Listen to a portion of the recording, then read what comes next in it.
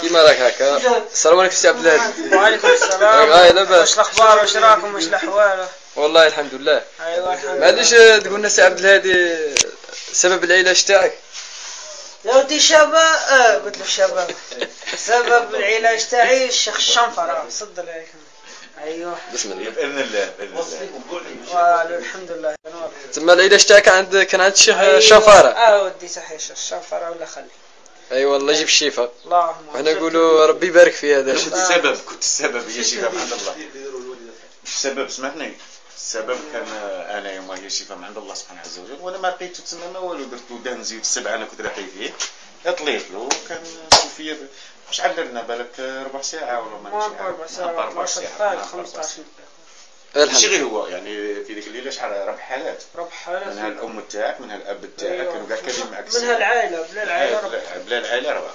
تما العائله تاعك كانت كومبلي مسحوله سوا كان السحر مأثر فيه هو بزاف مكتوب على سميتي خاطر علاه كي يشربوا دهن زيت السبع هذا اللي تقيه عبد الهادي تقيوه هما كاع تسمى كانوا الماكله اللي كلاوها مع بعض كان السحر مخصص ليه هو بصح شاو الاخرين قال لك كنا نحسوا بالتقلق وكلش بصح قال لك ارتاحينا ماش عارف ارتاحوا نفسيا من شافوا ولدهم مريح ماش عارف ارتاحوا من ذاك السحر اللي كان مقلقهم كان عليهم. الحمد لله حنا نفرحوا انا فرحانين بالسي عبد الهادي ذريه.